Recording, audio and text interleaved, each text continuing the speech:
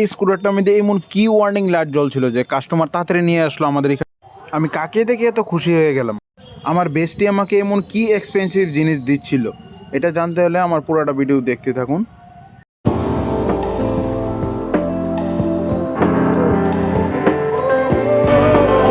Radhe Radhe guys, welcome back to my new video.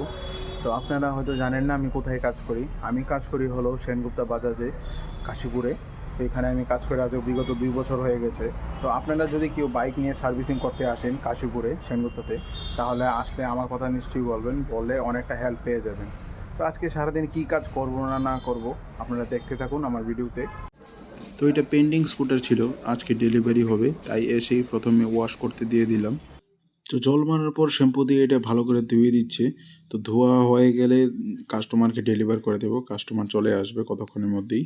এটাতে এমন কিছুই ওয়ার্নিং লাইট আসেনি, এটা নর্মালি সার্ভিস ডিউ এসছে। ওই যে র্যানসেন সিম্পলটা, এটা হচ্ছে সার্ভিস ডিউ।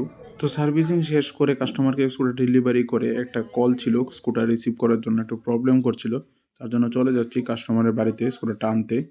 তো কাস্টমার বাড়ি থেকে স্কুটার রিসিভ করে নিলাম। তো এখন গাড়ি করে আমাদের ডেমো পেন দিয়ে স্কুটারটা নিয়ে আসছি আমাদের ওয়ার্কশপে দেখার জন্য কি প্রবলেম হয়েছে। তো নিয়ে আসার পর এটা সব গার লক ছিল, তো সবাই মিলে ধরে এটাকে ওয়ার্কশপের ভিতরে ঢুকিয়ে নিচ্ছি। ওয়ার্কশপে ঢুকানোর পর এটা গারও লক ছিল এবং সিটও লক ছিল, তার জন্য খুব কষ্টে সিট লকটা খুলে নিলাম। খুলে এখন চেক করছি কি হয়েছে।